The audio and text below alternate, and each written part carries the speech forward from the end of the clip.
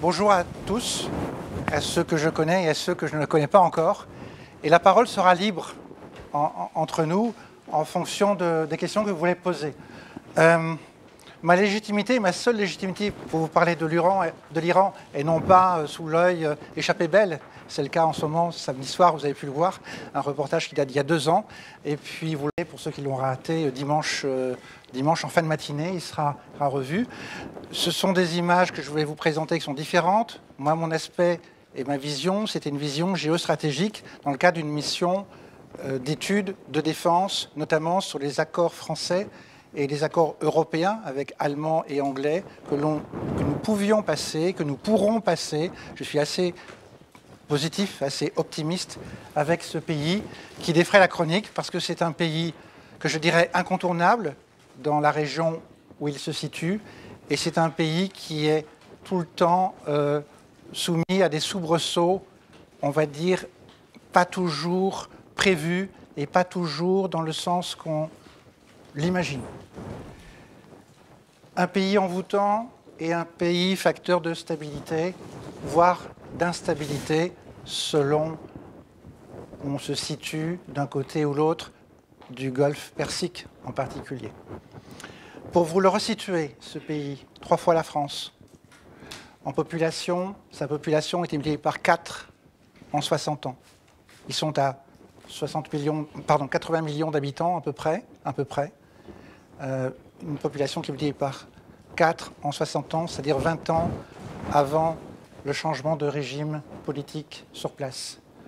Un pays qui s'étend de la mer Caspienne au nord, au détroit d'Ormuz et bordé par le golfe Persique, que certains veulent appeler golfe arabe, mais historiquement c'est le golfe Persique.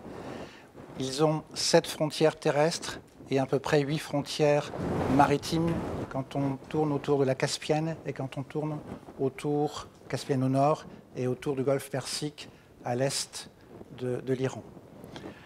60% du territoire, c'est un territoire aride, montagneux, vous verrez quelques images, et désertique. Le gros problème de l'Iran, ce n'est pas ses voisins remuants eux aussi. Son gros problème vital, c'est l'absence d'eau, la raréfaction de l'eau, avec une population de plus en plus importante. J'ai l'impression... Vous avez changé mon PowerPoint? Non? Ok, on va se débrouiller. J'ai plusieurs versions, mais on va s'adapter. L'Iran, subtil partage du pouvoir. Vous avez 2 personnages les plus importants. C'est d'un côté le guide suprême, Khamenei, qui a succédé à Khomeini. Donc le guide suprême qui a fait un court passage en France après sa sortie de prison du Shah, a pris le pouvoir en tout début 1979, et 10 ans après, il est décédé, 89. En 10 ans, beaucoup de choses se sont passées, mais depuis 89, on a le même homme, le même guide suprême, depuis 1989, c'est Khamenei, exceptionnel dans la longévité de ce type d'autorité ou de gouvernance. Donc le guide suprême, c'est Khamenei, c'est un religieux. Et de l'autre côté, on a quelqu'un qui est bien sûr influencé par la religion chiite, c'est le président Khamenei, Rouhani, qui est à son deuxième mandat. Le premier mandat, c'était 2013-2017, et l'actuel est en cours. Vous avez 2 structures complètement différentes, une structure religieuse, on va dire, à droite de l'écran, et une structure plus laïque, relativement plus laïque, dans l'autre partie de l'écran, avec le cabinet des ministres, un parlement, une assemblée d'experts. L'assemblée d'experts, c'est une sorte de conseil d'État, si on peut oser comparer avec notre système juridique français. Le guide suprême a à sa disposition le Conseil suprême de la sécurité nationale, en clair, entre autres, toutes les forces armées, policières, milices, qui sont très importantes, notamment à Téhéran, tout ce qui est contrôle des médias, tout ce qui est chape de plomb sur le pays, parce qu'il faut être clair, il y a une chape de plomb. Quand vous êtes touriste, de temps en temps, vous ne pouvez pas communiquer à l'extérieur parce que votre zone, là où vous êtes, à Téhéran ou ailleurs, elle est sous bulle. Vous pouvez avoir aucune communication, tout est bien contrôlé à certaines heures de la journée, et c'est très variable en fonction d'événements extérieurs ou de craintes extérieures ou en fonction du choix, on va dire, sécuritaire du moment. Et il y a un conseil de discernement de l'intérêt du régime. C'est ce conseil qui définit, par exemple, que le port du voile est obligatoire et que le port du foulard est obligatoire pour les femmes, mais qu'il peut être toléré un peu plus relâche dans certaines zones commerciales, là où il y a plus d'activités économiques, notamment sur le nord de Téhéran, dans les quartiers plus résidentiels. Et je reviendrai un petit peu dessus tout à l'heure. On a des institutions élues et des institutions non élues. Je dirais que c'est hyper classique dans l'organisation d'un pays comme celui-ci.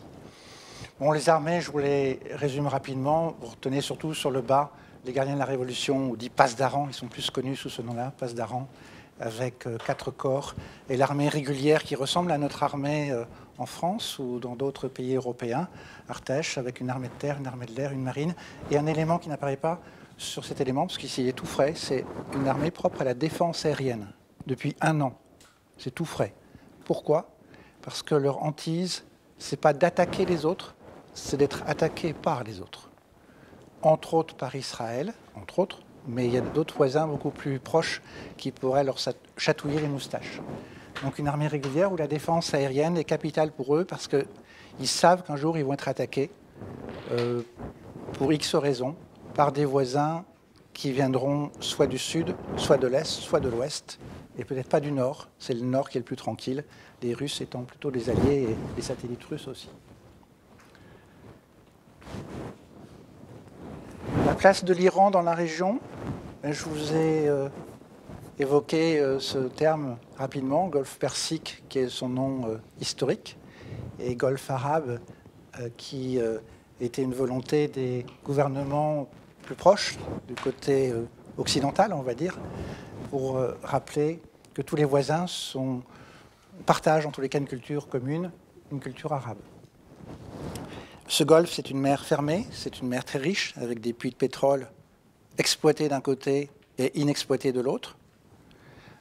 Exploités du côté occidental, pensez au Qatar, pensez à tout ce qui est Émirats arabes unis, entre autres, pour ne citer que, Bahreïn, bien sûr. Et puis de l'autre côté, mal exploité. Les gisements sont partagés entre les deux secteurs du Golfe, mais mal exploités, puisque les grandes plateformes d'origine, ce sont des British Petroleum Platforms d'origine, les années 1900-1909, avant la Première Guerre mondiale. Et plus récemment, ces plateformes étaient à reprendre par Total, sauf qu'il s'est passé quelques événements dans les années post-2015, on va revenir dessus, de telle manière que Total a dû cesser tout projet de contrat, en tous les cas suspendre ses projets de contrat sur le Golfe Persique, et notamment côté iranien. J'ai déjà évoqué à l'instant 1909-1912 les premiers gisements de pétrole. Un autre élément important à retenir géographiquement, c'est le détroit d'Ormuz, un détroit très, très peu large, de 30 mètres à peine de largeur. C'est la première route pétrolière au monde. Donc tout le pétrole qui vient de ce secteur-là, qu'il soit iranien ou qu'il soit de l'autre côté du Golfe Persique, passe par le détroit d'Ormuz, avec toute cette fragilité et une présence énorme de la 5e flotte américaine, ce qui est logique, pour protéger tous ces flux, puisque les Iraniens, à part avoir des petites vedettes garde-côtes, ils n'ont aucun autre moyen marin pour permettre de défendre sérieusement une plateforme pétrolière ou un navire transportant du pétrole. Donc 20% du pétrole mondial passe par ce détroit d'Ormuz, qui est d'un côté iranien et de l'autre côté partagé entre le sultanat d'Oman et les Émirats arabes unis. Un petit rappel historique aussi, depuis les guerres de 1980-1990, notamment la première guerre Irak-Iran, toutes les raffineries côté proche de la frontière irakienne ont été détruites côté Iran. Et au sud, un seul petit port important pour les Iraniens, mais très petit par rapport à ses voisins, c'est le port iranien de Bandar Abbas, qui envoie souvent de nuit des boutres ou d'autres bateaux faire du commerce avec Dubaï dans la partie sud des Émirats pour ramener des frigos, ramener des pièces de voiture, ramener, je dirais, l'essentiel de la vie courante du monde occidental de ce côté-ci, des Émirats arabes unis, vers l'Iran pour éviter les effets du blocus américain. Et Dubaï est complice, on peut dire, de cette stratégie commerciale et elle y trouve de grands intérêts financiers. Donc un golfe Persique, historiquement persique, économiquement pétrolier, militairement américain, parce que la seule flotte de guerre existante dans ce golfe, elle est qu'américaine et pas d'autres, je dirais, flottes intéressantes militairement parlant. D'un côté, les monarchies arabes et l'Iran considère ce golfe comme étant à lui, historiquement, 90% à lui, et c'est là qu'on a un début de conflit avec chacun des protagonistes à l'ouest ou à l'est de ce golfe, avec des ambitions très rivales. Quelques éléments également montrant les enjeux en particulier de sites nucléaires. La plupart des sites nucléaires iraniens, tous, ce serait prétentieux, mais la plupart sont clairement répertoriés. Beaucoup, alors tout ce qui est en bleu, contrairement à toutes nos cartes classiques, tout ce qui est en bleu, c'est l'Iran, et c'est pas la mer. La mer, c'est le golfe Persique avec le petit grisé en bas. Tout ce qui est en bleu, c'est le pays iranien. Téhéran tout au nord, pas loin de la mer Caspienne, séparé par une chaîne de montagnes importante. Et puis toutes les petites étoiles et tous les marquages que vous voyez, ce sont des sites nucléaires ou des sites où se trouvent des missiles, je dirais, non conventionnels. On a, dans une période plus récente, un renversement fort des alliances, avec des alliances complètement improbables, où on voit la Russie en accord avec les États-Unis et l'Iran, contre Daesh, ce qu'on a appelé Daesh, contre l'État islamique autoproclamé de 2014 en Irak et en Syrie. Vous avez, à l'époque, je dirais, une telle crainte de l'ensemble du monde par rapport à Daesh, qu'on avait une politique du pire, mais qui pouvait être la politique du meilleur. On voyait des anciens, je dirais, anciennes puissances rivales s'allier contre un ennemi commun qui était Daesh. On a une menace en même temps, en 2013-2014, sur la stabilité de tout l'Orient musulman, qu'il soit sunnite ou chiite. Et on a un retour de l'Iran grâce au président Rouhani, je pèse mes mots quand je dis grâce au président Rouhani, élu en 2013, sur la scène internationale, ses prédécesseurs étant plutôt jusqu'au boutiste et beaucoup plus radicalisés dans le sens du guide suprême. Rouhani se veut un peu plus libertaire, je pèse mes mots, un peu plus libéral en tant que président par rapport à la ligne religieuse du guide suprême. Tout est relatif, mais c'est par lui que des choses peuvent avancer, notamment auprès des jeunes, auprès des étudiants et surtout auprès des femmes et des jeunes femmes de moins de 40 ans, on va dire. Je vais revenir dessus tout à l'heure.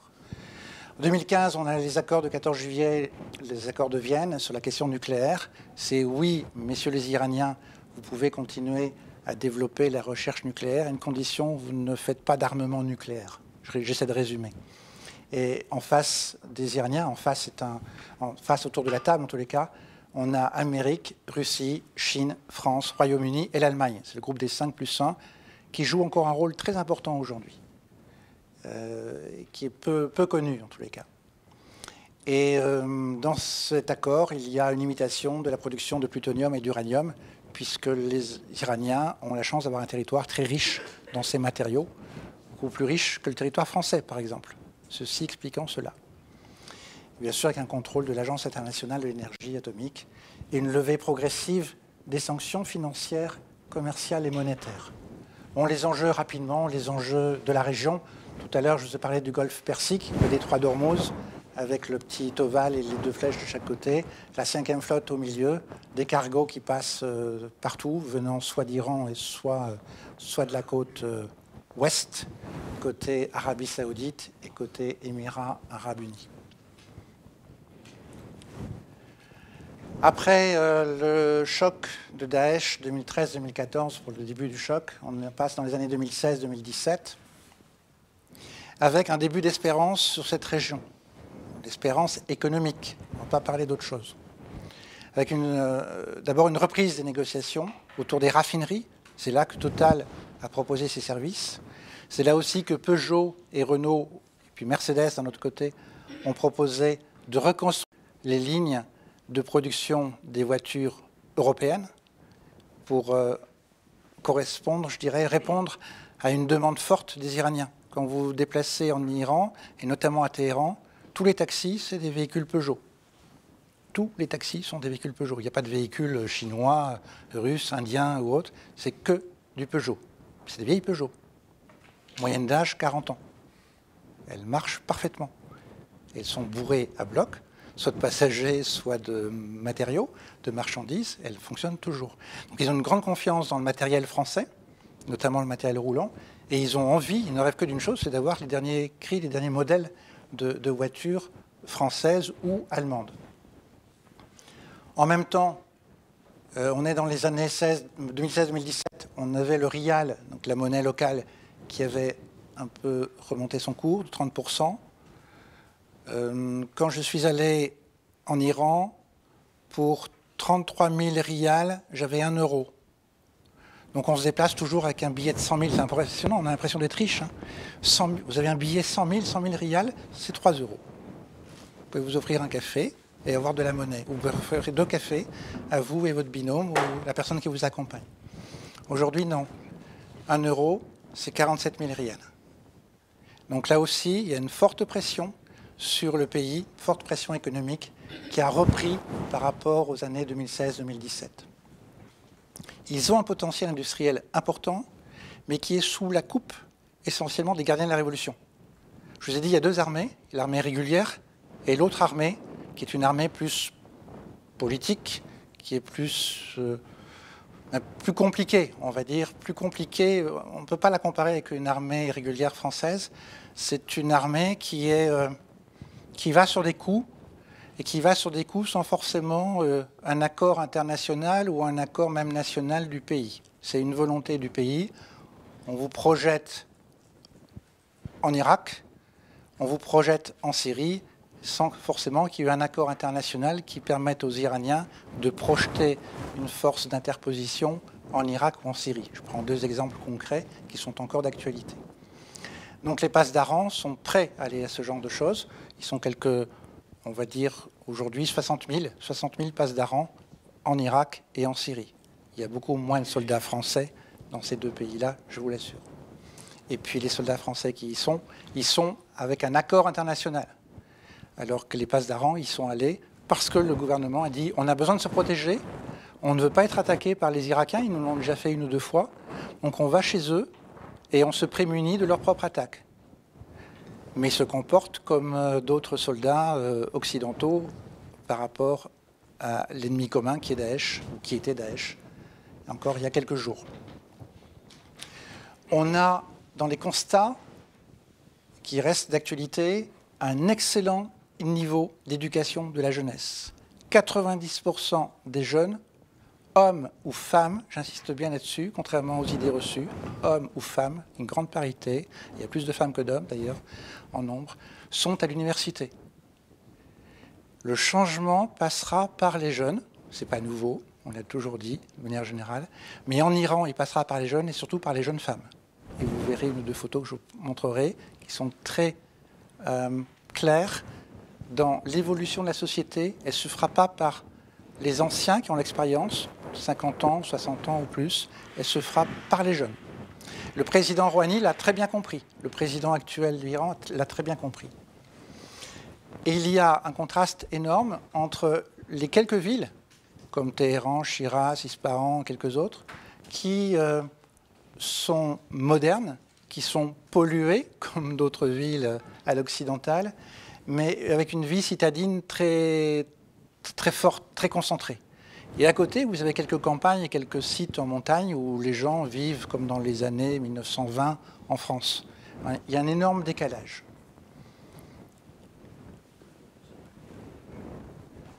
2018, ce que j'appelle la tempête Trump, ou d'autres l'ont appelé aussi, c'est le fameux retrait unilatéral de l'accord de Vienne, signé 3 ans avant, et avec la menace de sanctions à partir d'août 2018, menaces qui ont commencé à être exécutées, contre tout ce qui pouvait avoir contracté ou vouloir contracter avec l'Iran. Donc ça a touché en Europe le secteur du bâtiment, le secteur automobile et le secteur pétrolier. Et puis l'aérocivil. Je dis bien aérocivil, parce que vous allez en Iran, et les Airbus ont une moyenne d'âge de 35 ans. Vous imaginez, ils sont fiables, c'est des Airbus, mais ils ont déjà 35 ans. Mais par contre, vous regardez les avions américains qui sont sur les mêmes bases civiles, donc vous les voyez, ils sont un peu plus éloignés, mais vous les voyez, c'est les 3/4 du temps des avions américains. Mais refités, comme on dit dans notre jargon, c'est-à-dire reconditionnés. C'est des avions de chasse américains qui ont été vendus par des voisins qui sont sous protection, on va dire sous tutorat des États-Unis, qui les ont revendus d'occasion à l'Iran. Donc faites ce que je dis et ne faites pas ce que je fais. On a une forme d'hypocrisie, je pèse mes mots, de la tutelle américaine sur cette région un peu instable autour du Golfe Persique. Donc on a une forte pression sur tout le domaine aérocivil pour étouffer, là aussi, dans ces communications, dans ces transports outre-continentaux, on va dire, l'Iran, mais on les laisse se développer en armes aériennes, sachant que c'est des armes aériennes un petit peu dépassées, mais qui peuvent faire mal quand même. Et puis, depuis novembre, donc août 2018, première sanction, et depuis novembre 2018, autre sanction sur les ventes de pétrole iranien. Donc à partir de là, on a vraiment un vent d'amertume en Iran, on a un vent d'amertume à l'intérieur du pays, avec des tensions sociales fortes, dont certains journaux sont les témoins, pas beaucoup. On parle plus des gilets jaunes en France que des gilets jaunes potentiels en Iran. Il n'y a pas la même liberté d'expression, mais ils ont des tensions sociales fortes. Il y a un encouragement des extrêmes et une volonté de retour à la religion. Donc ça, c'est le danger qui n'était pas prévu dans le retrait unilatéral du président Trump.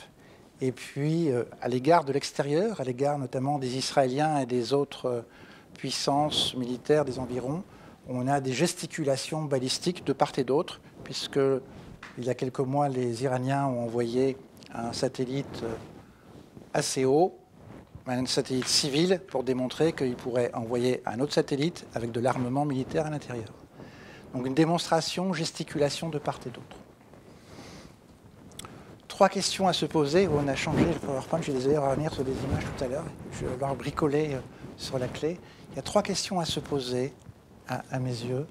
C'est d'une part être réaliste sur ce qui se passe dans cette région et notamment sur l'Iran depuis 40 ans, depuis la révolution de Khomeini. Il faut redéfinir les orientations stratégiques qui sont jouables, qui sont négociables sur du long terme avec ce pays qui est incontournable, parce que pas loin il y a l'Afghanistan, pas loin il y a le Pakistan, donc d'autres pays qui peuvent agiter de temps en temps. En face, des pays qui veulent bouffer du lion, le lion iranien, même si des fois ses griffes sont mal acérées.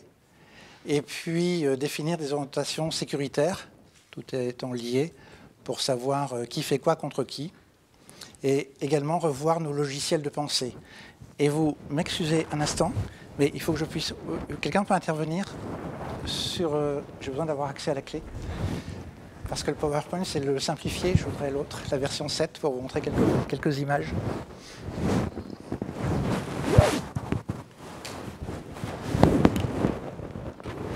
Donc je vous ai dit, l'évolution se fera par la jeune génération des moins de 40 ans.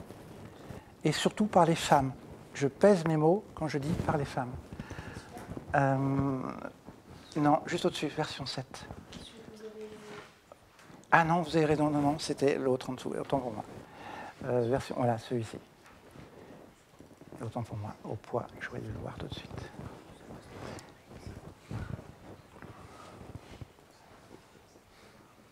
Et voilà, à partir de ça, ça me va très bien.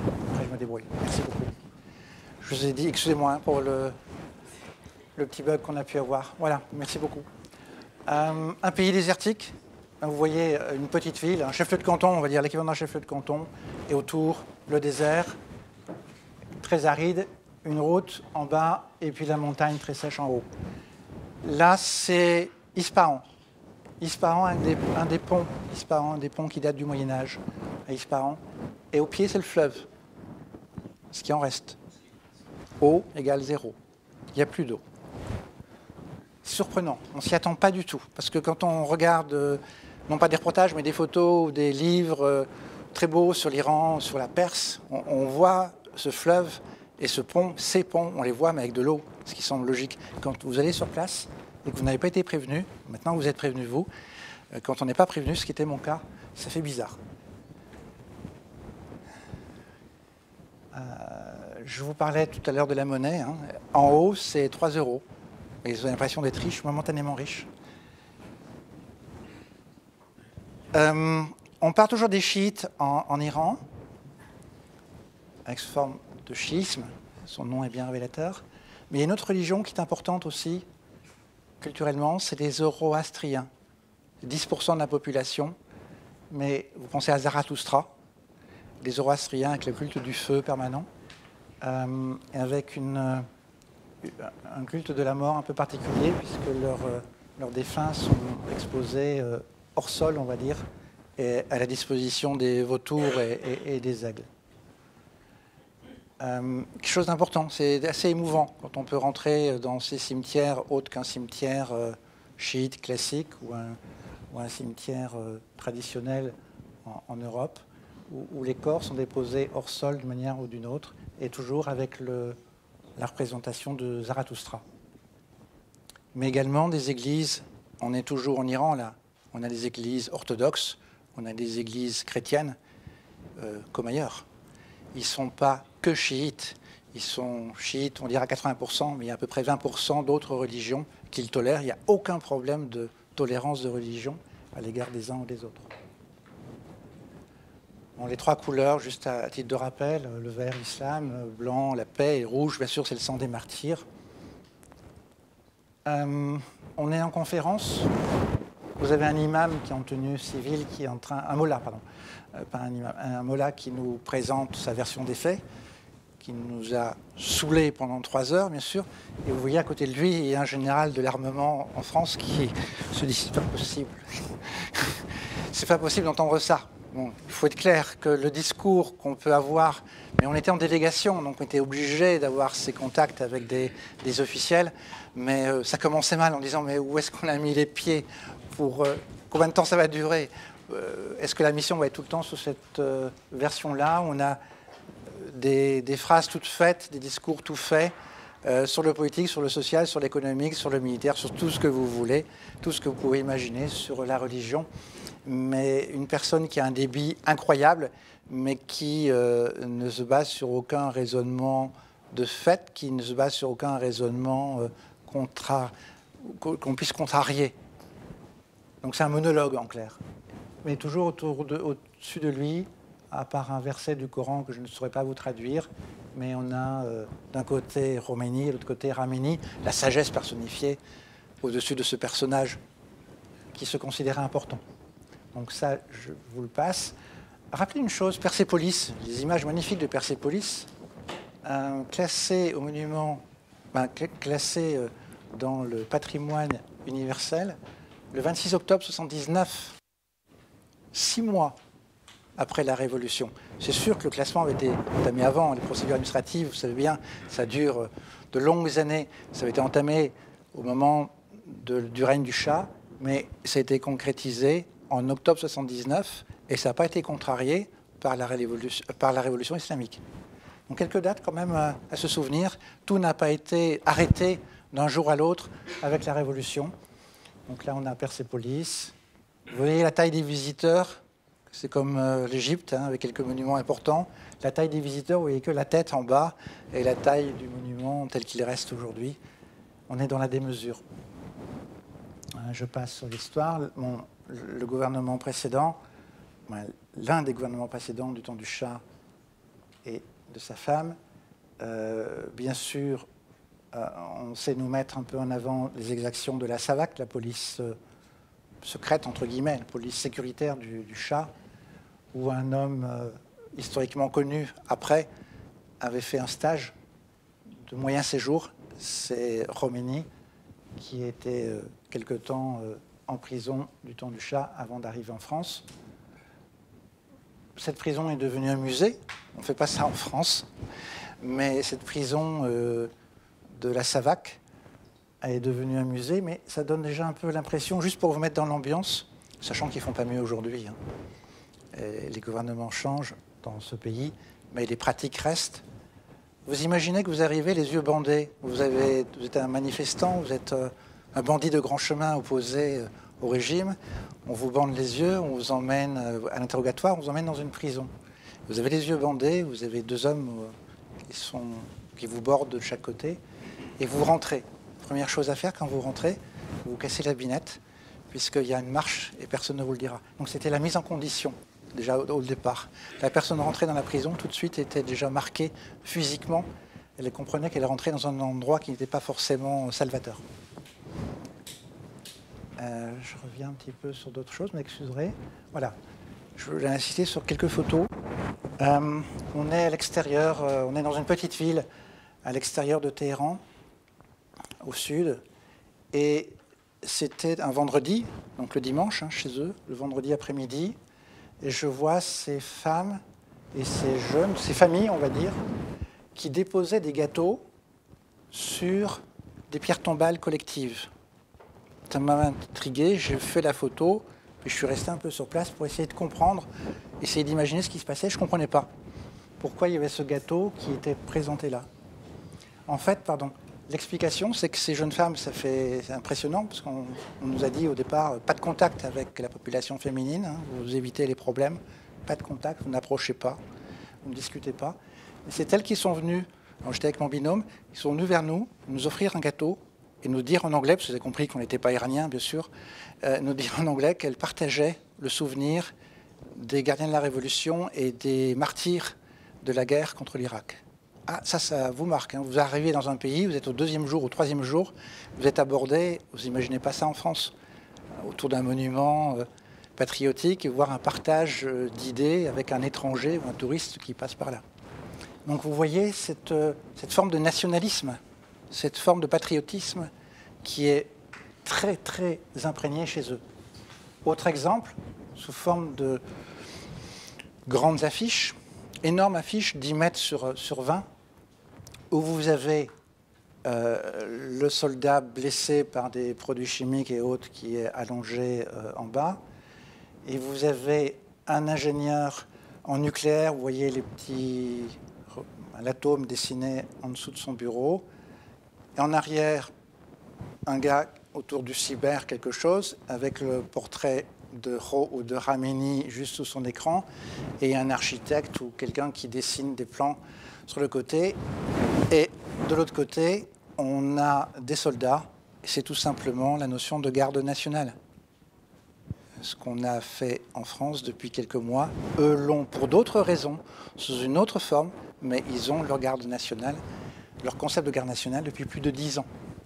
Parce qu'ils savaient qu'ils avaient un risque et ils avaient des ennemis potentiels. C'est une affiche très claire, elle est signée en bas des gardiens de la Révolution. Vous avez leur logo en bas à gauche de l'écran. La notion de martyr, de héros, on dirait en France héros, chez eux martyr, c'est un exemple parmi d'autres. À l'intérieur d'une ville, vous avez ce type, à l'intérieur, vous rentrez dans une ville, vous avez ce type d'affiche immense que vous êtes obligé de voir quand vous arrivez là. Pareil, une artère, on va dire un périphérique en France, et vous avez une série de panneaux, sur chaque panneau une quinzaine ou une vingtaine de portraits des soldats morts pendant la guerre contre l'Irak. Ou vous êtes en pleine campagne, là j'étais en montagne, au milieu de nulle part, c'était le soir, j'étais un peu surpris de voir de la lumière dans un grand bâtiment. Et j'ai demandé à mon guide si je pouvais rentrer. Il me dit oui, on va demander l'autorisation, Et en fait, c'est un cimetière couvert, c'est un grand bâtiment, et les tombes sont à l'intérieur. Il fait donc demander l'autorisation, parce que je n'étais pas ni du culte, ni du pays. Et c'est impressionnant de voir ces tombes protégées du froid, de la neige, parce qu'on était en altitude, protégées de tout, et avec bien sûr les emblèmes politiques et religieux du pays. Mais on a aujourd'hui une situation bivalente parce qu'on a des checkpoints un peu partout sur les axes routiers importants, notamment nord-sud. Et à côté de ça, on a une volonté, alors on dirait c'est des photos qu'on aurait pu prendre, je sais pas, à Nice ou à Cannes dans les années 60 ou 50, mais des couleurs chatoyantes et des maillots de bain. Imaginez une Iranienne en maillot de bain. Moi, j'en ai pas vu, mais ça existe, puisque au marché, on peut acheter des maillots de bain. Donc il y a une évolution. Les goûts et les couleurs, c'est autre chose. Mais elles ont également une vie. Tiens, un spetsnaz. Quand je vous disais que les jeunes filles, les jeunes femmes vont au contact, ça c'est un exemple parmi d'autres. À un moment donné, elles demandaient à faire des photos de nous.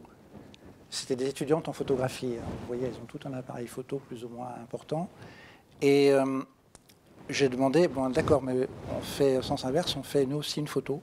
Et on a passé 2 heures ensemble à discuter photo et France et Iran. Vous voyez qu'elles n'ont pas toutes un foulard et que le foulard n'est pas forcément couvrant de tous leurs cheveux, sauf une ou deux. C'est un début d'évolution. Ça fait déjà bientôt 2 ans. C'est un début d'évolution. Maintenant, on voit plus de jeunes filles qui ont un foulard, bon, je dirais plus mode qu'autre chose. Ça, vous l'avez vu. J'essaie de vous montrer d'autres choses. Ça aussi, excusez-moi, à cause de la double présentation. Voilà. Et ces quelques propos, c'était bien pour vous dire, démystifions l'Iran. L'Iran, c'est un pays où la composante politique peut être une bombe dangereuse. Ce sont des gens qui sont prêts, certains sont prêts à, comment je pourrais dire, instrumentaliser leur religion contre d'autres religions. Mais à côté de ça, on a une population qui se détache de plus en plus, une population jeune, qui se détache de plus en plus de la volonté politique encore dominante, ponctuellement encore dominante, et qui a envie de plus de liberté, qui a envie de plus de développement économique également, plus de loisirs, plus de liberté de choix, quels que soient ces choix. Et on a un pays qui sera probablement à regarder dans les 2 ou 3 ans, parce qu'on aura encore des soubresauts, et les soubresauts vont plutôt être à l'initiative de leurs voisins syriens, voisins arabes unis, saoudiens ou autres, peu importe, mais je pense que c'est les voisins qui vont obliger les Iraniens à continuer à réagir. Ce que je peux dire aussi, et je ferai une petite parenthèse avec la belle revue, la belle émission Échappée belle, c'est un pays où nous pouvons aller en séjour sans problème. C'est un pays où les jeunes filles, ou les jeunes femmes, même un groupe de jeunes femmes, peuvent aller sans aucune crainte au niveau sécurité, contrairement à d'autres. Évidemment, si vous allez essayer de contracter un marché sur je ne sais trop quel produit plus ou moins intéressant, vous pouvez avoir quelques soucis. C'est évident, c'est arrivé à une Martiniquaise il y a quelques mois. Mais si on y va en tant que touriste pour aller découvrir une société, aller découvrir des monuments, aller découvrir la vie ou les paysages, il n'y a aucun souci de sécurité, ni pour nous, les garçons, ni pour vous, mesdames ou mesdemoiselles.